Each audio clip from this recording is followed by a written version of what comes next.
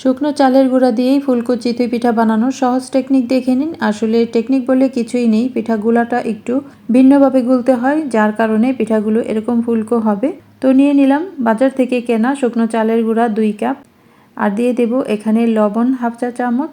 আর টেকনিকটা হলো, শুকনো চালের গুঁড়ার মধ্যে যে সুজির দানাগুলো থাকে, শুকিয়ে থাকে, এগুলো পানি দিয়ে যখন ভিজাবেন, গোলাটা করবেন, তখন দেখবেন যে পিঠার গোলাটা জমে যায় আর উপরে পানিটা উঠে যায়, এজন্য পিঠা হয় না। তো গরম পানি দিয়ে গলবেন, গরম পানি আবার অত গরম না, হাত দিয়ে ধরা যায় এমন গরম। তো অল্প অল্প পানি দেবেন, হাত দিয়ে এভাবে কচলাতে থাকবেন। তো 2 মিনিটের মতো এভাবে কচলে নিয়ে তারপর পানি দিয়ে গোলাটা করে নেবেন, তাহলেই দেখবেন পিঠা খুব সুন্দরভাবে ফুলবে। এভাবে যখন আপনি কচলাবেন, সুজিটা ভেঙে একেবারে পানির সাথে মিশে আঠালো একটা ব্যাটার তৈরি হবে, আর এই জন্যই পিঠা কাঁচা থাকবে না, আবার পিঠা ফুলবে। তো চুলায় আমি একটা স্ট্যান্ড দিয়ে পিঠার খোলাটা বসাবো।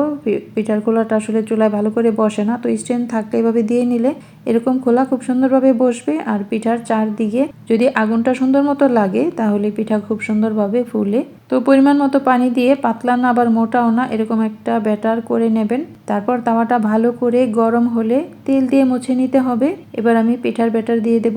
কয়েক মিনিটেই দেখবেন পিঠা খুব সুন্দরভাবে ফুলে একেবারে মচমচে হয়ে গেছে।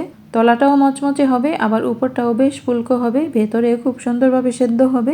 আর পিঠা যখন হয়ে যাবে, এক খোঁচাতেই পিঠা উঠে যাবে। যখন দেখছেন যে পিঠা উঠছে না, তখন আরও কিছুক্ষণ রেখে তারপর খোঁচা দেবেন।